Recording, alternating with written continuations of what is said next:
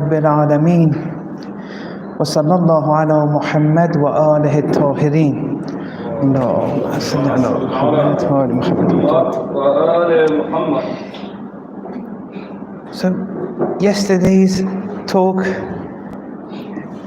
I thought maybe if I give a query and go over certain points, it may have been a bit too much to digest, and then inshallah we'll continue. So I thought to provide them on slides, although I didn't initially aim to do it. There was one Quranic verse which I had to do on the slide. So I was preparing that, then I said, let me do the other points on the slides too. So the summary so far is that our journeying towards perfection is predestined. It's the way we were created. Although all the means were fit in, so we get to perfection in virtue. But we may encounter obstacles and we may fail, and we still reach perfection, but it may be perfection in vice. But that's a choice we make. Otherwise, that innate nature in any human being to go through perfection is there. It doesn't matter whether you're Muslim, non-Muslim. Then the next point was, this journey to Allah, to absolute perfection, is the journey of the hereafter, and the outcome would be either salvation or wretchedness. So salvation and wretchedness, these are functions of the hereafter. That's how you have to look at these two terms. Or if you want to use benefit and harm, these two also, we're not looking at it as worldly concepts. We're looking at them as hereafter related concepts. And in the hereafter, in contrast to the physical realm of existence, there's another set of rules which govern it, which we went through yesterday. Now, the fuel to this journeying of ours is knowledge and action. You are your knowledge and you are your actions. These two constitute your identity. These two determine where on the ladder of perfection you are situating yourself. So everyone has, from moment to moment, a given potential, depending on where they were born, who their parents were, ancestors, teachers, society, 1,001 different things bring about a potential in you. And everyone's potential is different. But that which constitutes you is your knowledge and your actions. And recompensation, reward or punishment, is one and the same as your actions. We've gone through that too. And your knowledge and actions construct your potential fate. These are just summarizing a few things. Now, all these things in the hereafter, it's based on cause and effect. Your recompensation, the actions that you do, how it's done, it's not just willy-nilly, they're all cause and effect. And then we brought a principle that every order, every design must have a manager, must have a designer. We understand that through rational concomitance. And we then said that the manager of us reaching fruition, that perfection of ours, inshallah, in virtue, the manager is the Imam. That was Allama Tabataba'i's point. And so in brief, the Imam providentially guides all creatures, enabling each creature to reach their innate potential, reach their constitutional nature. And for everyone it's different. But it's the Imam who makes you reach fruition. Now, does the Imam do it independently? Of course not. He's manifesting Allah's rububiyyah. Allah is Rabb. No one else is Rabb. Now, when Allah's rububiyyah wants to manifest, Rabb means nurturer. Nurturing your potential to make you reach and your perfection. Now this nurturer has a whole hierarchy of realms through which the nurturing arises. So when we say the Imam is the manager in your route to perfection, all that is required you get from the Imam, it's not as if we're saying it's the Imam independently. Otherwise, if we say that, we're saying the Imam is Rabb. That would be shirk. And actually Imam Rida alayhi salam, I said whoever assigns rububiyyah to the Imam, that's shirk. No, but what? You can manifest rububiyyah. Remember those talks on Tawheed? We said they have nothing, they're just reflecting. The mother also manifests a degree of rububiyyah. A school teacher, a nursery teacher manifests a degree of rububiyyah. But you have to look at them in hierarchies. Now, which hierarchy is this referring to when we say the Imam is the manager in this route? Inshallah, this will become evident as we progress. Now, in the verse, in the Holy Quran, and we'll come to the verses again soon, it says that the Imams are those who yahduna bi'amrina. They guide through our order, our amr. Now, here we have to open this up bit by bit. So, guidance, there are two types. Amr, order, there are two types. Which ones are referred to here? Look, we have to understand the verse. And you know, this verse, Imamate Tabatabai, well, he was very strong in philosophy, irfan, tafsir. He could have easily become a manager, taqleed, and maybe one of the A'lams. A very close friend of his was Ayatollah Muhammad Hadi Milani. They were very close. But Ayatollah Milani went in marja'iyya and became a very strong marja. And after Ayatollah Burujadi, Imamate Tabatabai said he is the A'lam, something very incredible.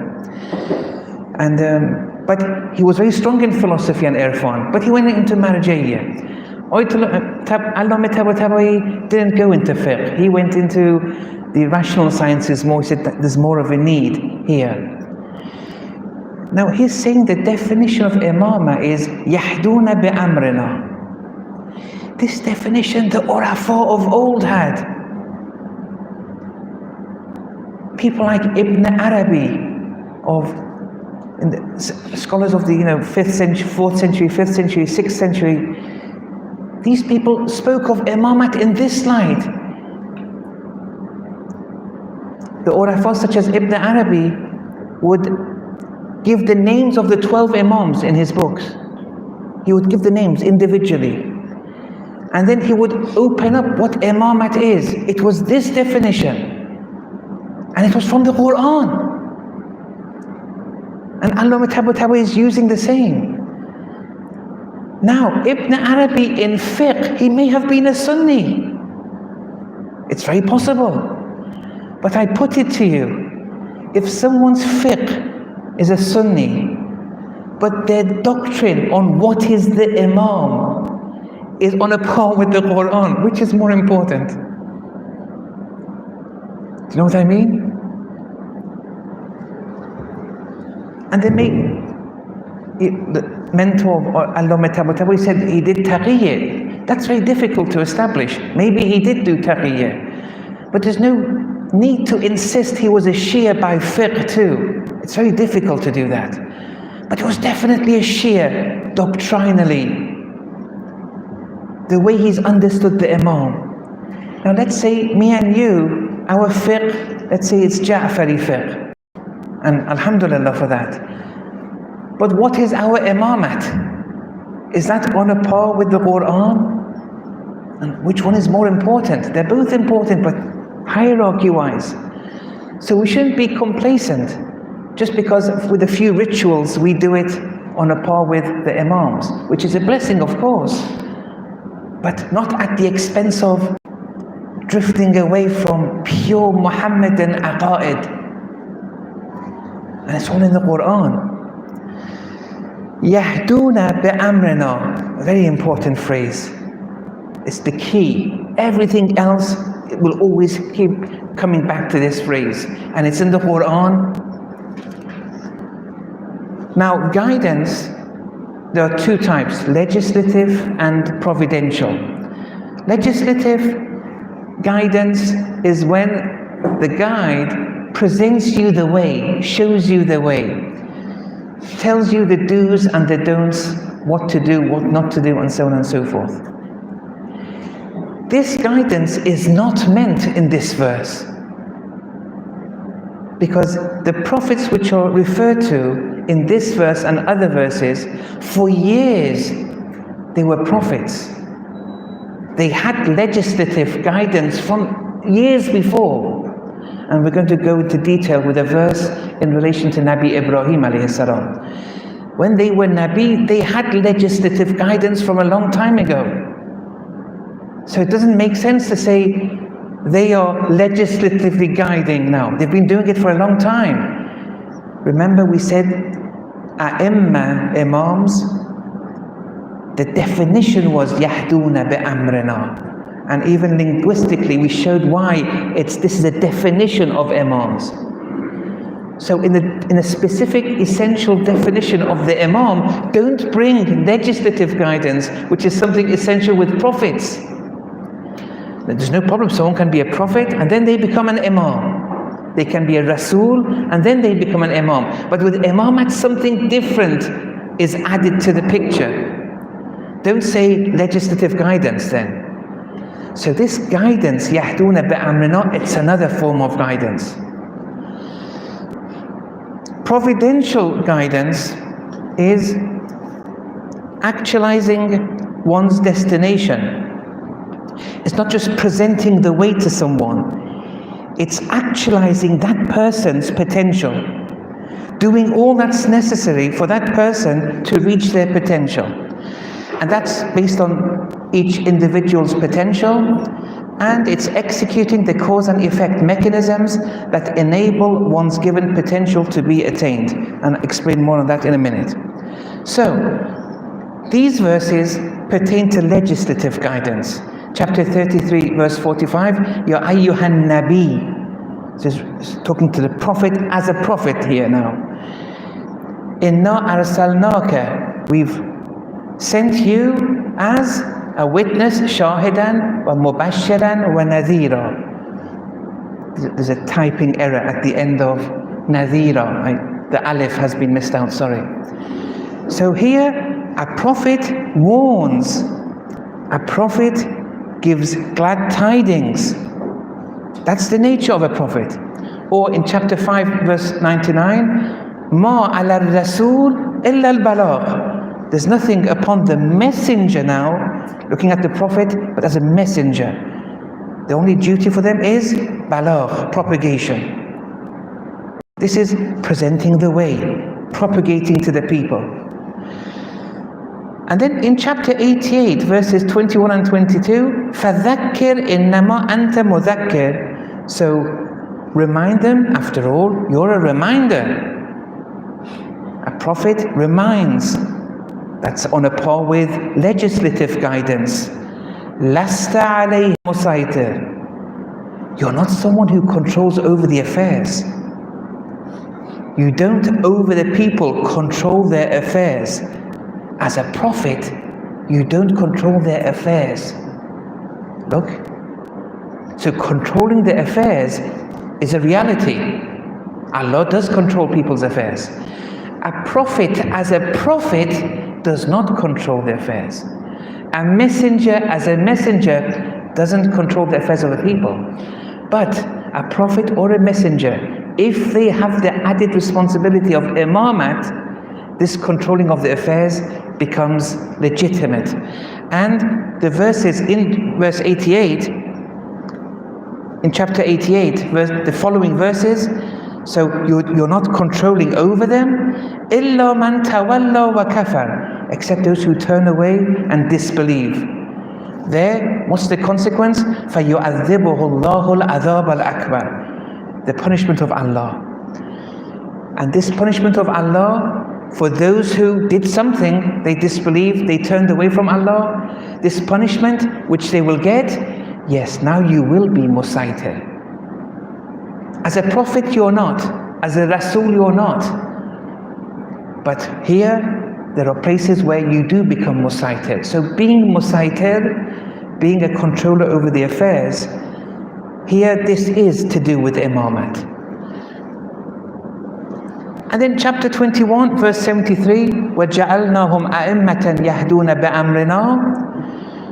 Here, يَهْدُونَ بِأَمْرِنَا is not legislative, it's providential again. Because they were prophets for years and years. Now they are imams, it still says, you guide through our command. This is something different. It's the controlling over the affairs. In brief, Imamate is manifesting Allah's lordship. Allah's the nurturer. A maximum manifestation of that is the Imam. And you see that in the hereafter. And right now we're building our hereafter, moment to moment. Now, so, very logically, we can make a rational conclusion based on what we've gone through so far. In this syllogism, premise 1, guidance of the Imam is other than guidance of the Prophet. That was legislative. The guidance of the Imams is something else. Premise 2, the guidance of the Prophet or the Messenger was just presenting the way.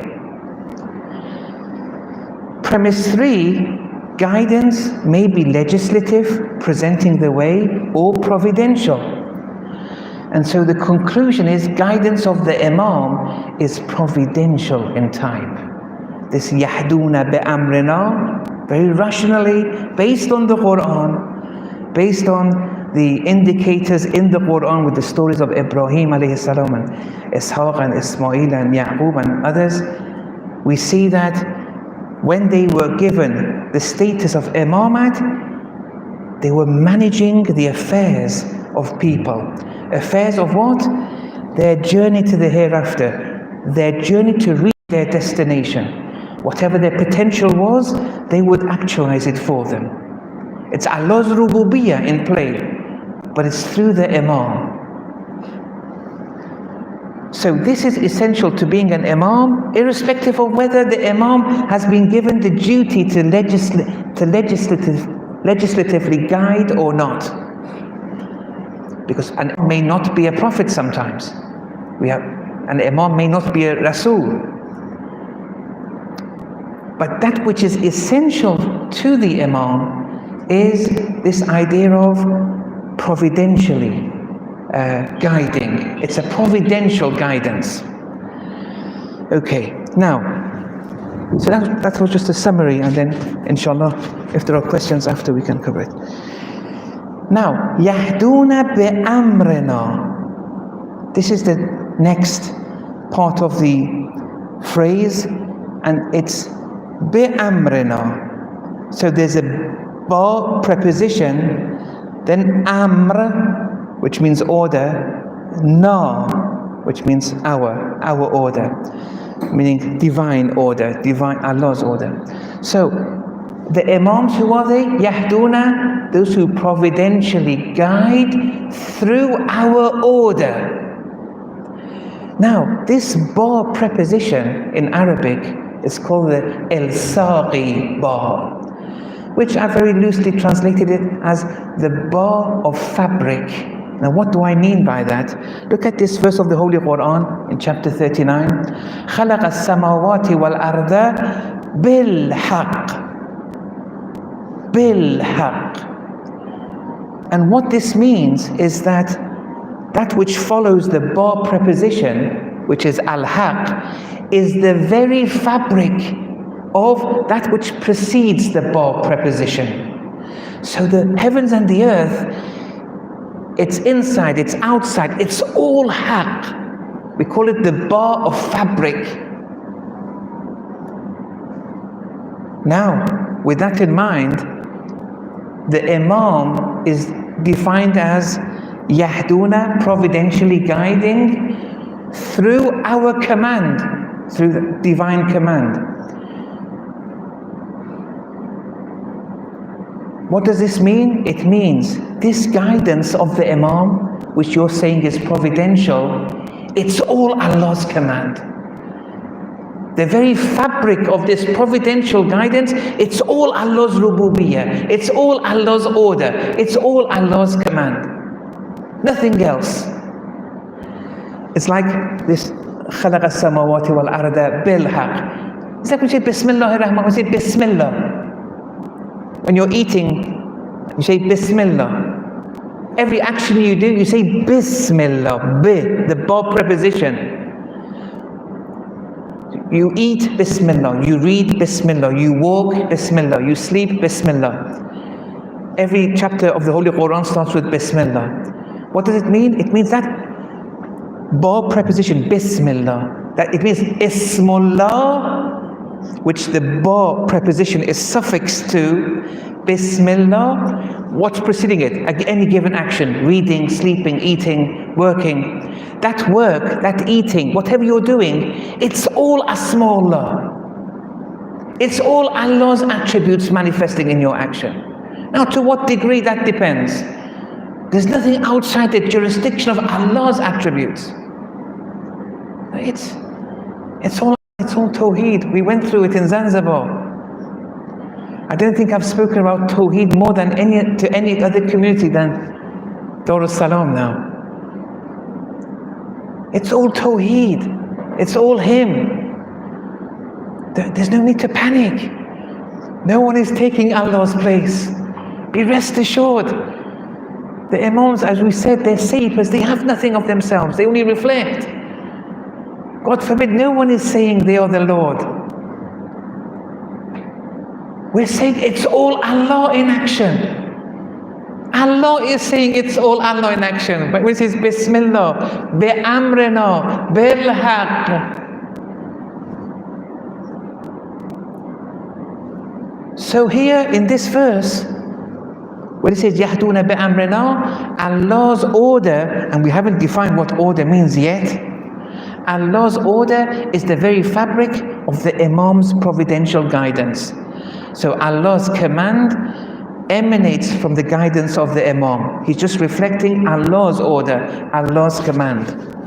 Now, some people may say Amr is a legislative Amr. Command or order. Some say, this is what it means. They're guiding through Allah's do's and don'ts, the legislative commands, the legislative order. Because Amr means order, ordering. They say this is a legislative ordering. So this providential guidance is through telling people what to do legislatively. Well, that doesn't work well with providential guidance. It doesn't make too much sense. You're saying the guidance is providential. It can't be legislative because Nabi Ibrahim was a prophet. He was legislatively guiding before. When he became an Imam, he is now given an essential criterion of Yahduna Bi'amrina. So now we've established the guidance is providential. Why do you insist to say this is through legislatively ordering? Didn't he have that before? Oh, yes, he did. When he was a prophet, when he was Rasul, he would legislative order also. So this isn't a legislative ordering. This bi'amrina, that this providential guidance through our command, through our order, the divine order, Allah's order, this order isn't just the do's and don'ts again. It's a providential order again. Now, what's Allah's order in the providential sense? There are many verses in the Quran which highlight this. In chapter 17, verse 85, وَيَسْأَلُونَكَ عَنِ الرُّوحِ, they ask you about the ruh. I'm surprised with the many translations of the Quran. They translate ruh as the soul. You know, the soul is something very evident to everyone. Everyone knows they have a soul, they have an eye. And they translate this ruh as something which is very evident for everyone. They translate it as soul, and it's nothing to do with the soul here. تَنَزَّلُ الْمَلَائِكَةُ وَالرُّوحُ. This ruh is an entity even greater than angels, greater than Jibreel, Mikael. It has a specific purpose. We'll come to it in a minute, but it's not something which I want to open right now. But they ask you about the ruh, ar-ruh. قُلْ الرُّوحُ مِنْ أَمْرِ رَبِّي. The ruh pertains to the order of my Lord. Min amri Rabbi, highlighting, there it said be'amrina, through our command. This ruh, which is an entity higher than Jibreel, higher than Mikael, and it has a specific role in the hierarchy of existence. It says this pertains to the order of my Lord. So this itself shows it's something metaphysical. It's not something physical or something at hand which everyone can see. It's not pertaining to the physical realm. Or for example, in chapter 36, Surah Yasin, the last two verses, إِنَّمَا amruhu, Allah's order, His order, is defining it here. إِذَا أَرَادَ شَيْئًا أَن يَقُولَ لَهُ كُن فَيَكُونَ. Whenever He wills a thing, He says be, and it is. And then فَسُبْحَانَ الَّذِي بِيَدِهِ مَلَكُوتُ كُلِّ شَيْءٍ. And immaculate is Allah, in whose hand is the malakut of all things. Look, the order, the amr of Allah is when He wills something, He says it be, and it is. And this be and it is, everything we see in the physical realm of creation is a result of Allah's order, saying be and it is. Then it happens in the physical realm over a period of time, because the physical realm has time, place, and so on and so forth. It's gradual. But Allah says be and it is. The final verse which succeeds it says, immaculate is Allah, in whose hand is the malakut of all these things that you have. So the malakut is the cause of all things. And Allah Matabu says it's Allah's order. It's not something physical. It's of a higher realm. It's an immaterial realm. Now this is just a rough drawing. So imagine the malakuti dimension, the divine order, although there are many other dimensions even after the malakuti dimension. It's not just one dimension. The realm of immateriality is infinite. But this divine order is the cause to the bringing about of things in the physical realm. So what we see here, it's the zahir of a batin. And the batin is the malakuti realm or Allah's order. The Imam providentially guides through our order. Now, I'm going to speak about this another lecture, but to understand what the Imam does, you have to understand the levels of the soul of the Imam. Many people, all they know is their animalistic soul. Many people may have higher levels where they've reached certain levels, and in addition to the physical body, they have access to higher souls. Remember in the Recognizing the Soul lectures, we were dividing it into a semi-immaterial level of the soul, an immaterial level of the soul. There are even higher levels than the immaterial realm, and so on and so forth. There's something we have access to also. So first we have to understand the man, the different levels the potential man can attain to, those levels are, and then you can understand the Imam. If someone has reached the malakuti dimension, they're going to manifest Allah's divine order. And whatever is at stake in this journey from A to B, everyone with their own potential in reaching that destination, the divine order through the Imam is going to give it to you, is going to grant it to you. The Imam is the exeter, so to speak, as we discussed in those lectures. But is the Imam independently exiting people from their state of potentiality to actuality? Of course not. That's it. Now, the levels of the soul, that's another discussion. We will discuss it later.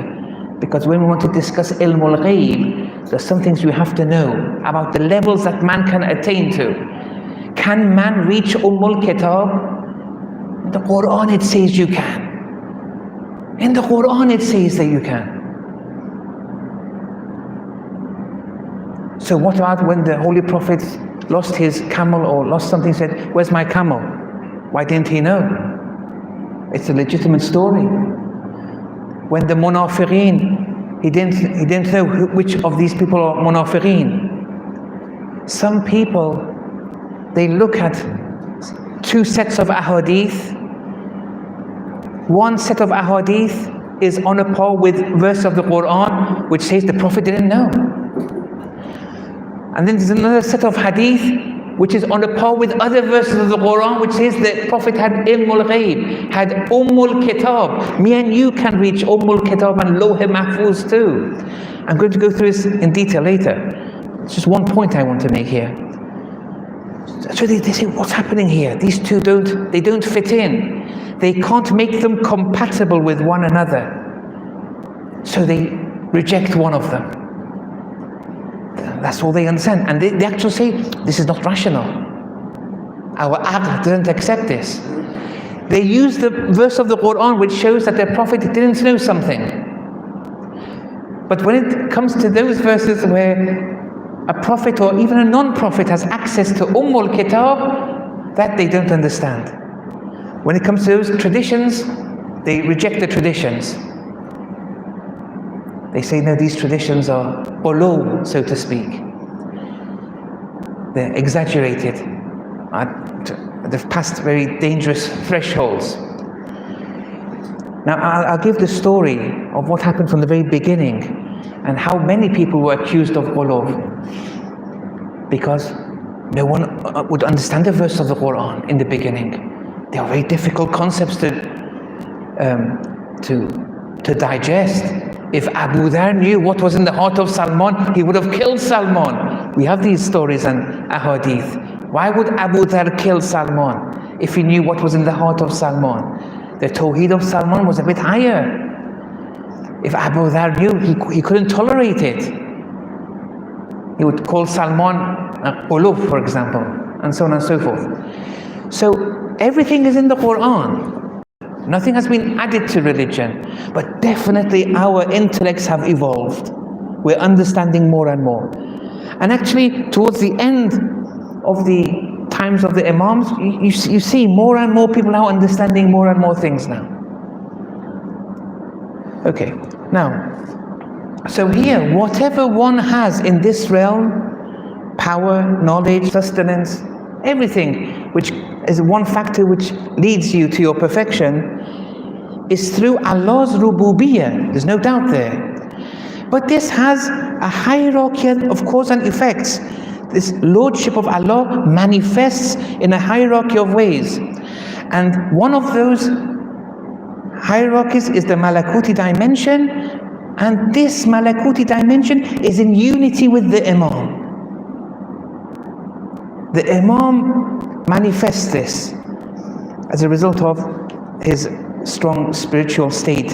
He's passed certain tests.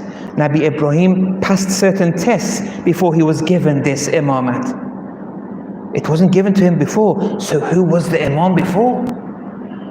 Because with this definition, the world can't be without an Imam. It's like saying Allah is without his lordship now. You're saying Allah is manifesting. When Allah wants to manifest his curing attributes, it's through doctors, for example. If there are no doctors, where are we going to see curing things? You can't abolish all the system and hierarchy of cause and effect. Allah is working through these cause and effects. These cause and effects are manifestations of Allah's attributes. So if Nabi Ibrahim wasn't the Imam, who was the Imam when Nabi Ibrahim wasn't the Imam? It's an important question. The story of Musa and Khidr. Allahu Akbar. What a story. The secrets in this story. This is one of them. Musa wasn't the Imam at that time. He was a Nabi. He was a Rasul. But the Imam was Khidr. Maybe Khidr wasn't a prophet. And maybe more likely that he wasn't. Although some of my teachers say he was. Some say he wasn't. That is not very important. But he was the Imam.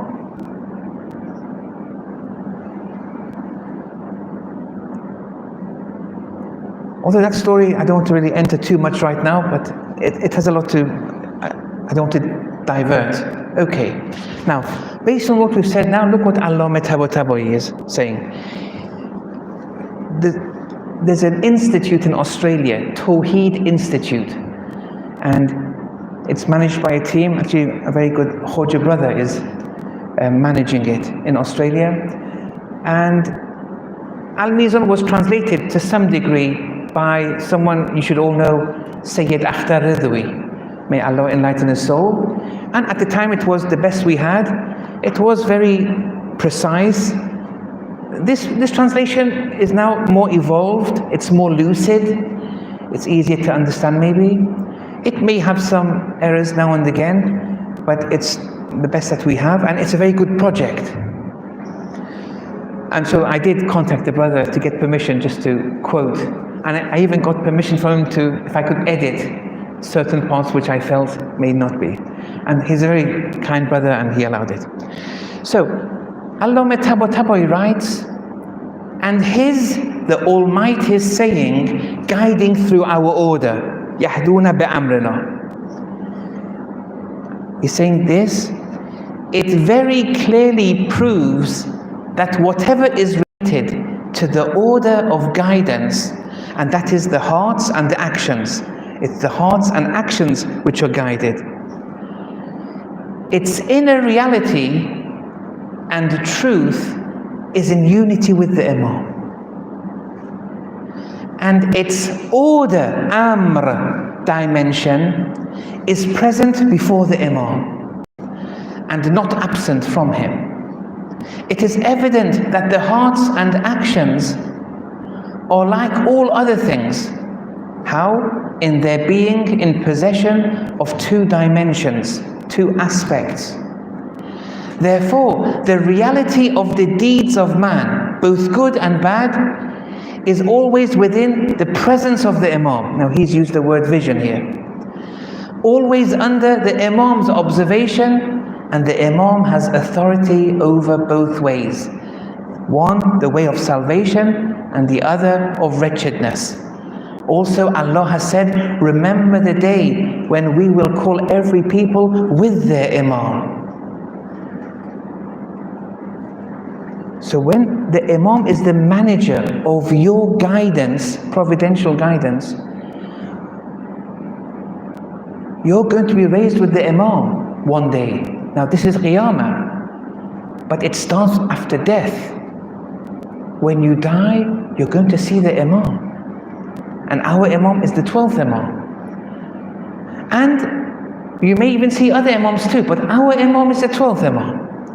Now, are you going to see him in a happy state or a sad state? Depends on your actions. And here we have many traditions on this. Although this verse, I don't want to open it up now, but Allah may mention it here. Okay. Now, if I have time, now we want to start this verse in relation to Nabi Ibrahim. وَإِذِ ابْتَلَى إِبْرَاهِيمَ رَبُّهُ بِكَلِمَاتٍ فَأَتَمَّهُنَّ قَالَ إِنِّي جَاعِلُكَ لِلنَّاسِ إِمَامًا. I should have brought the translation, but and when his Lord tested Ibrahim with words and he completed them, he said, Allah said, verily I'm going to assign you for the people as an Imam. Now, I want to, because this is the Quran now, I want to show you what these scholars have been doing for centuries. So you don't think that they've just been sitting there and doing nothing. I want to show you the process of how they are extrapolating from this verse.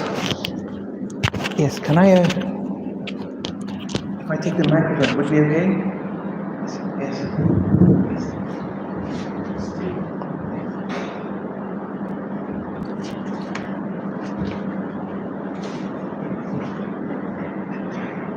Okay, so look, these are all Allah's words.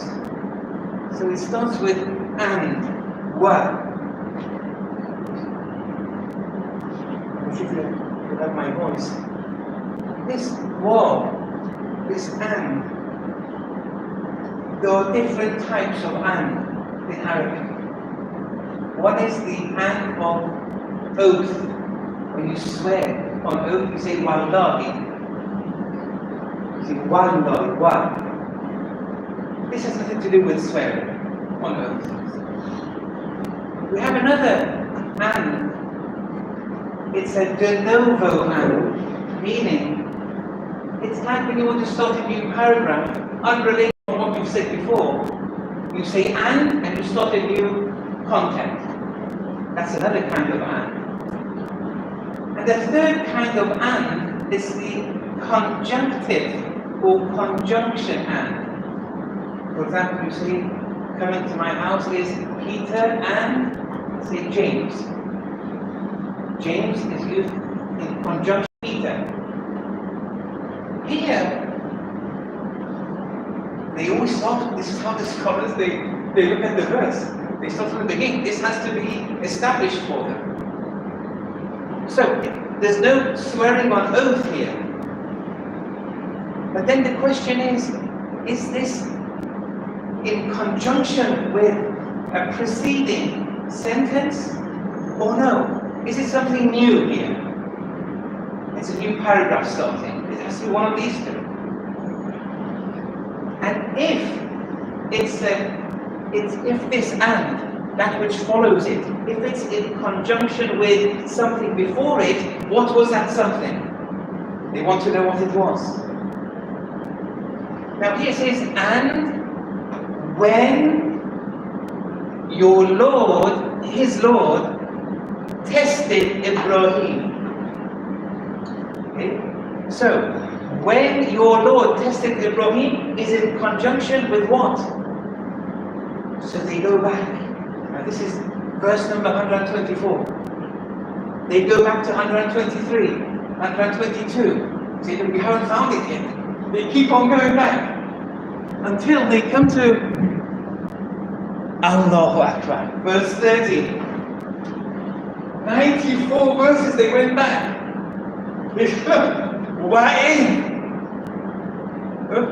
When your Lord said to the angels, verily I am assigning on the earth a Khalifa. Assigning a Khalifa. Who? In me.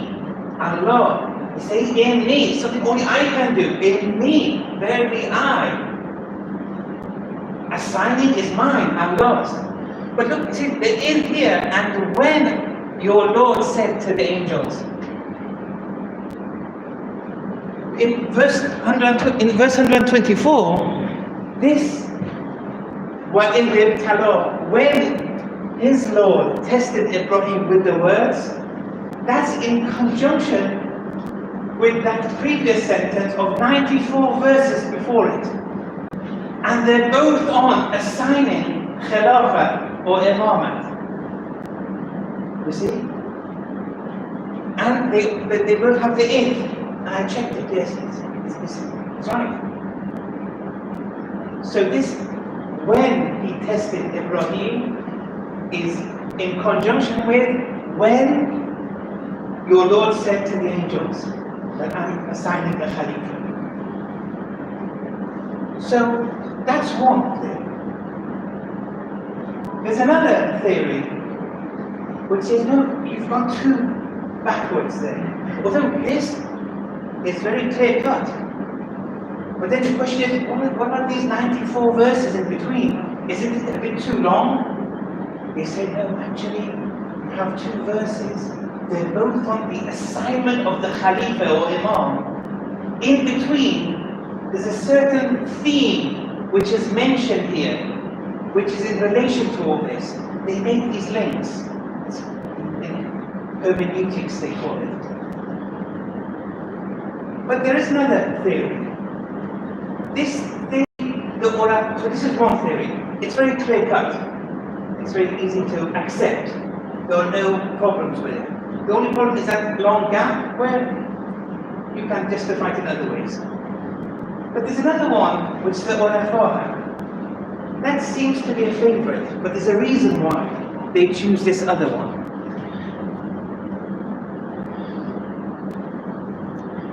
They say, don't go 94 verses back, go 2 verses back.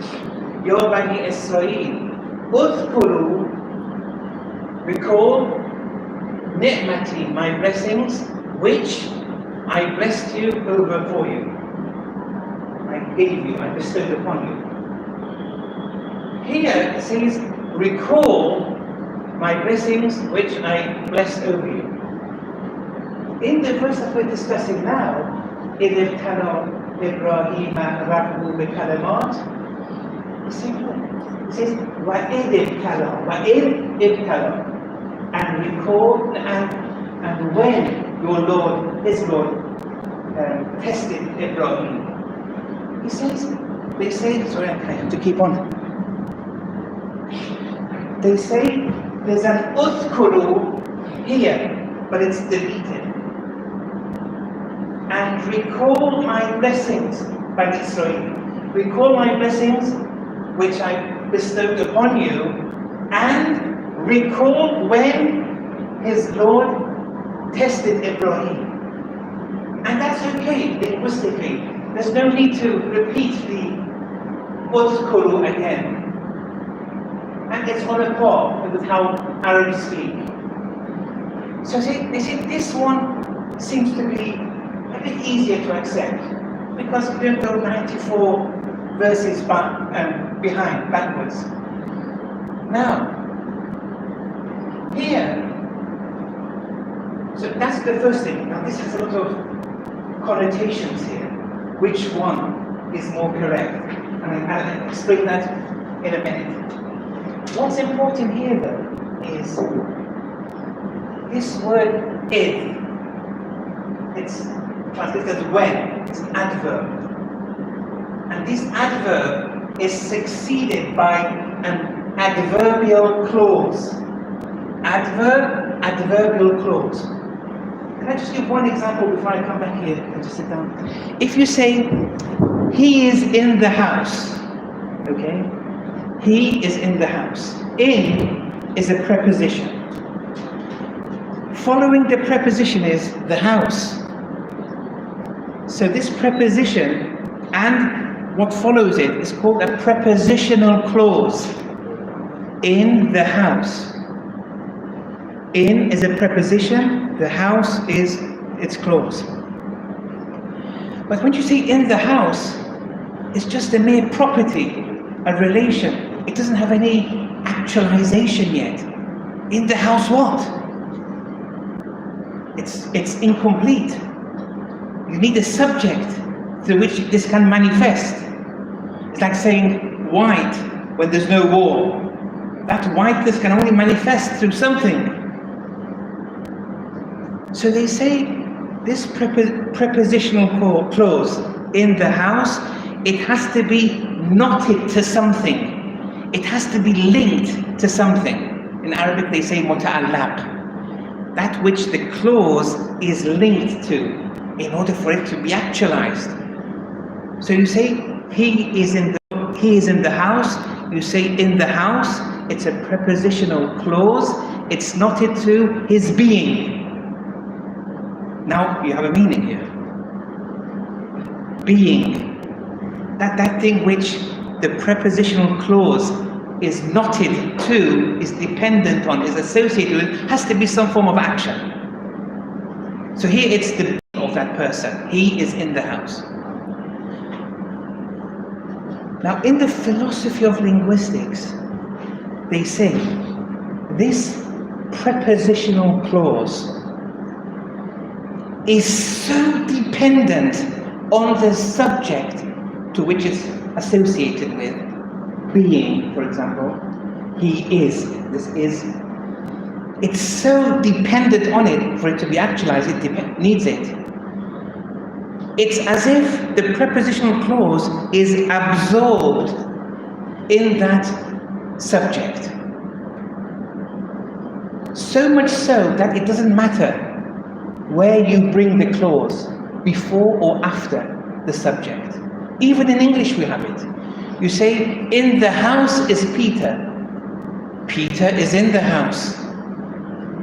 In the house, it doesn't matter. You can bring it after the subject or before the subject. Because it's so absorbed in Peter's being, it doesn't matter. You can bring it here or there. This was an introduction to the main point here. Now, here, what we said about preposition and the clauses coming after it.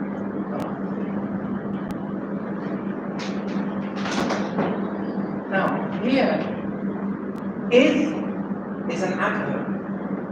And adverbs are succeeded with adverbial phrases. What we said about preposition and prepositional clauses, the same applies with adverbs and their clauses.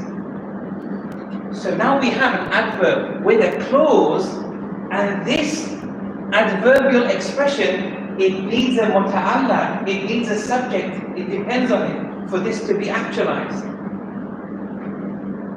Okay? So what is the muta'alla? What is the link through which إِذِ ابْتَلَى إِبْرَاهِيمَ رَبُّهُ is linked with? It has to be an action. Now, some say this when his Lord tested Ibrahim, that's the adverbial clause. It's dependent and linked to the uthkuru, which was deleted here. So recall when his Lord tested Ibrahim. When his Lord tested Ibrahim is the clause associated with uthkuru, recall. Some say, no, this adverb and that's following it is associated with or dependent on this qala here. Allah said.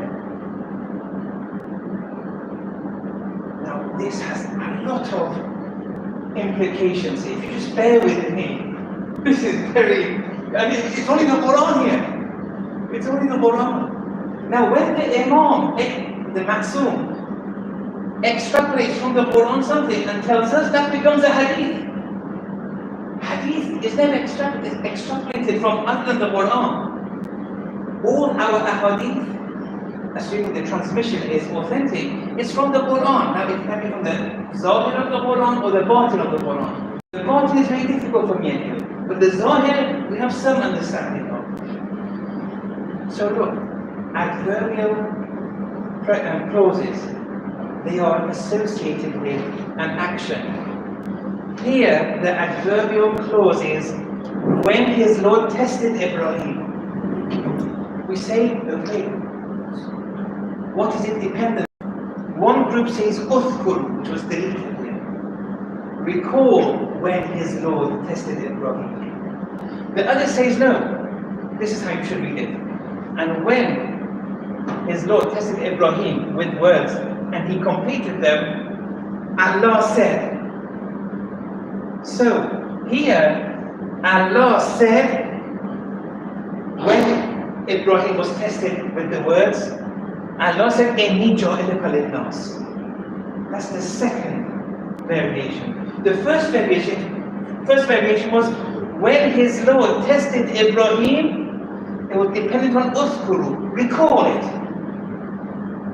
The second variation says, no, here, this Allah said, this clause is absorbed in this qala. And so, when you say qala, this adverbial clause which is absorbed in there, there's a link between Ibrahim's being tested and Ibrahim's being assigned as the Imam. Where was the link? It's in qala. Where in qala? This adverbial clause, it's absorbed in it. However, if you say udhkuru was here, and that the adverbial clause is dependent and is knotted to udhkuru, what's the difference? What's the difference in ma'rifat? What are they both, what do they have, what don't they have? And this is the point which I'm trying to put forward. That here, a question arises. When Nabi Ibrahim was given the station of Imamate, was it gifted to him, or did he deserve it? Okay? Here, the scholars say, here, when his Lord tested Ibrahim with the words and he completed them, Allah said, Inni ja'iluka lin-nas imama. They say, look here, it doesn't say faqala. It doesn't say faqala. Fa means therefore. And since this therefore subsequence is not there, it's not necessarily linked. And if it's not necessarily linked, because there's no fa, it means this was more of a gift, not a deserving thing. No one deserves a moment. However, if the adverbial clause is knotted to qala, okay, there's no fa. But if that is knotted to qala, when it says Allah says inni ja'iluka, I assigned the imam for you, see, this phrase is absorbed in the qala. So there is a link, there's less of a gift factor.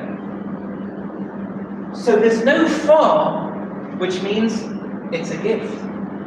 But this is absorbed in qala, there's a link. The ibtila, the test and the giving of imamat, they are linked to it. It wasn't purely a gift. The ulama therefore chose the udhkuru variation.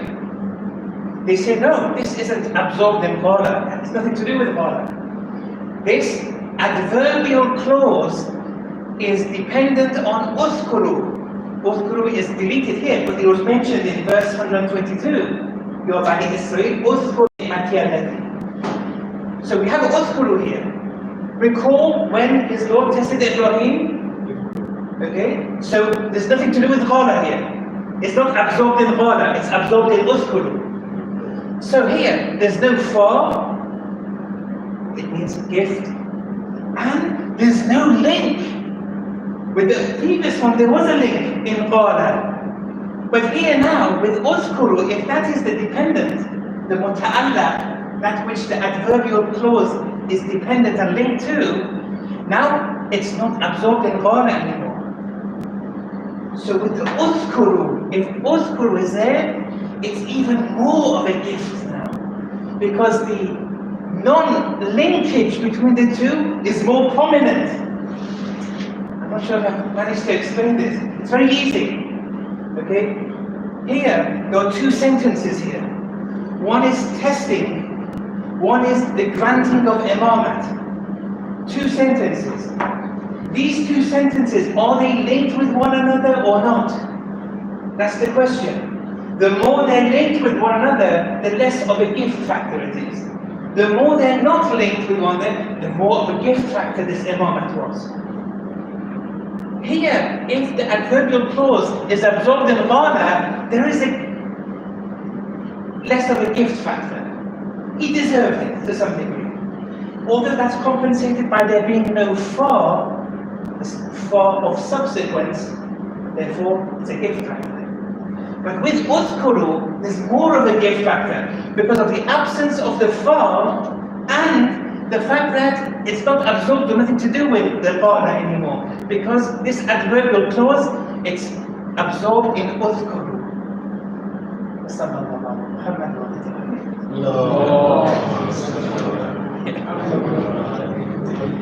Okay.